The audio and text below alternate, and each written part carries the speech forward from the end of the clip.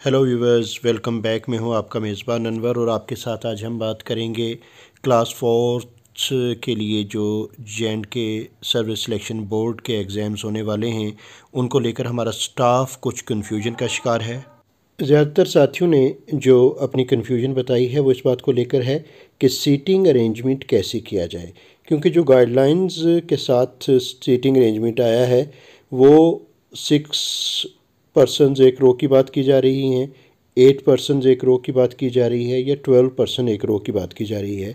तो साथियों में ये कन्फ्यूजन है कि 6 की अगर 4 रोज़ फिर 24, 8 की 3 रोज़ 24, 12 की 2 रोज़ 24। ये 24 का फंडा क्या है? 24 ही क्यों? हम एक रूम में 28 क्यों नहीं रख सकते, या 30 क्यों नहीं रख सकते, या 20 क्यों नहीं रख सकते? तो इन सारी क्वेरीज़ को मैं यहाँ आंसर करने की कोशिश करूँगा। इसके लिए एक आसान सी बात यह है कि हमें सबसे पहले ये 24 का फंडा क्या है ये समझने की ज़रूरत है।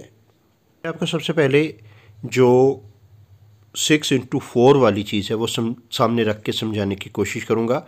यहाँ एक बात अच्छे तरीके से जहन नशीन कर लीजिए कि हर 24 कैंडिडेट्स के लिए एक इन्विजिलेटर होगा। जी हाँ, मान लिया आपके पास एक ऐसा सेंटर है जहाँ सिर्फ 50 यानी कि 50 कैंडिडेट्स हैं, तो 24 के लिए एक, दूसरे 24 के लिए दो, तो 2 कैंडिडेट्स बचेंगे। तो क्या हम किसी एक को कहेंगे कि आप इनसे को देख लो? नहीं। अगर आपके पास 2 कैंडिडेट्स भी एक्स्ट्रा हैं, एक कैंडिडेट भी एक्स्ट्रा है, तब भी उसके लिए एक सेपरेट इन्विजिलेटर होगा। यानी कि एक इन्विजिलेटर की जिम्मेदारी होगी कि वो 24 कैंडिडेट्स की आंसर शीट्स, उनकी क्वेश्चन बुकलेट्स, उनकी अटेंडेंस और इन्विजिलेटर डायरी सब वो फिल करवाएगा, वो उनके शीट्स पे साइन करेगा, उनकी अटेंडेंस लेगा वगैरह। तो ये 24 का सिलसिला सिर्फ इतना है कि एक आदमी 24 के लिए रिस्पॉन्सिबल है। अगर हम एक रूम में 20 आदमी बिठाएंगे और उसके जो बाकी 4 बच्चे होंगे किसी दूसरे कमरे में होंगे, तो उसके लिए उनका हिसाब रख पाना, उनकी निगरानी करना, सुपरविज़न, मॉनिटरिंग, हैंड होल्डिंग वो नहीं कर पाएगा। तो इसीलिए 24 वाला मामला है। अब हम 6 वाले को एक्सप्लेन करते हैं। पहले सबसे सिंपल जो सीटिंग प्लान हमारा बन सकता है वो यही है कि हम 6 कैंडिडेट्स की एक रो बनाएं, जैसा कि आप अपनी स्क्रीन पे देख रहे हैं। हमारे रूम में टोटल 4 रोज़ बनेंगी और 4 ही कॉलम्स होंगे। तो सीरियल ए से अगर स्टार्ट होगा रोल नंबर 1, तो जो लास्ट वाला रोल नंबर 6 होगा उस रो में, उसके पास सीरीज़ बी आएगी। और फिर जो दूसरी हम स्टार्ट करेंगे, इसमें सारी की सारी रोज़ फ्रंट से बैक रोल नंबर लगेंगे, यानी कि रोल नंबर 1 से लेकर 6 तक, फिर शुरू से आगे से ही स्टार्ट करके 7 से लेकर हम 12 तक जाएंगे, फिर इसी तरीके से 13 से लेकर 18 तक जाएंगे। यहाँ कलर कोडिंग से बात और ज़्यादा सिंपल हो जाएगी। आप जो देख रहे हैं स्क्रीन पे कि अलग अलग सीरीज़ हैं। जब हम 6 लोगों को रखेंगे तो अगर रोल नंबर 1 की ए सीरीज़ है, इसके सामने रोल नंबर 7 बैठा है तो उसके पास सीरीज़ सी आ जाएगी। इसी तरह 2 के सामने रोल नंबर 8 बैठा है, उसकी सीरीज़ डी आ जाएगी। यानी कि कोई भी 2 सीरीज़ वाले कैंडिडेट्स एक दूसरे के सामने नहीं होंगे।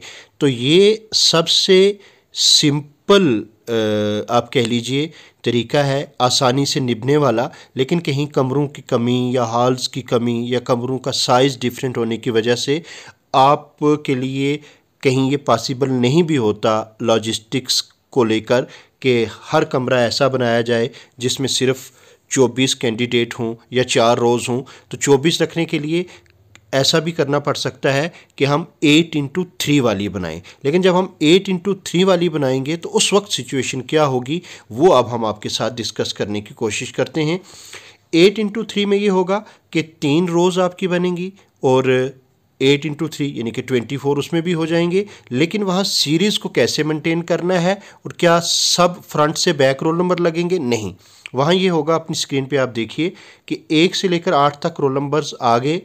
तो जो दूसरी रो आपकी होगी, पहली रो में आपने रोल नंबर आगे से पीछे की जानिब लगाए हैं, दूसरी रो में आप ये करेंगे कि पीछे से आगे, यानी कि 8 रोल नंबर लगा आपका लास्ट, तो 9th रोल नंबर आपने सेकंड रो के शुरू में नहीं लगाना, बल्कि करना ये है कि 9th roll number second row के लास्ट से शुरू करके आप आगे की तरफ आएंगे 9, 10, 11, 12 और इस तरह ये होगा कि रोल नंबर 16 आपका रोल नंबर 1 के सामने होगा, रोल नंबर 15 2 के सामने आ जाएगा। फिर जब आप तीसरी रो स्टार्ट करेंगे ये फिर आगे से पीछे की तरफ जाएगी, यानी कि इससे ये फ़ायदा होगा कि कोई भी दो सीरीज़ एक दूसरे के आमने सामने नहीं होंगे।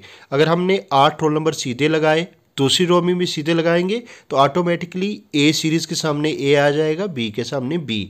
लेकिन जब हम इसको उलट के लगाएंगे यानी कि यू शेप में या यू टर्न टाइप में लगाएंगे, यानी कि पहली रो में रोल नंबर आगे से पीछे की तरफ जाएंगे और दूसरी रो में पीछे से आगे की तरफ आएंगे। अगर आप 8 कैंडिडेट्स एक रूम में रखते हैं, एक रो में रखते हैं तो टोटल 24 आ जाएंगे।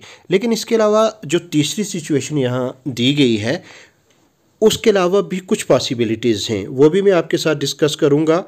लेकिन जो तीसरी सिचुएशन है पहले हम उस पर बात कर लेते हैं। तीसरी सिचुएशन ये हो सकती है कि आप 12-12 की 2 रोज़ बना लें, टोटल 24 हो जाएंगे।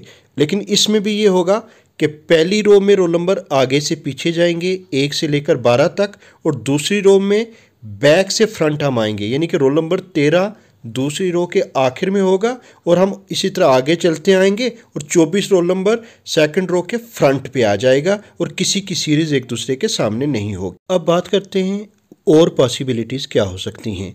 मान लेते हैं कि आपके पास एक ऐसा हाल है जिसमें एक ही रो में 24 कैंडिडेट्स आ सकते हैं, तो वहाँ आप अगर एक रो लगाते हैं 24 कैंडिडेट की तो पहली रो में आप 1 से 24 तक रोल नंबर आपके सीधे चले जाएंगे और उन 24 के लिए एक इन्विजिलेटर होगा।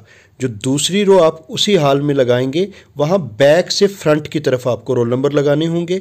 उसमें क्या होगा कि उसका दूसरा इन्विजिलेटर होगा, 24 से शुरू होगा बैक साइड से रोल नंबर और फ्रंट पे रोल नंबर आ जाएगा आपका 48। उसी हाल में आप तीसरी रो भी लगा सकते हैं।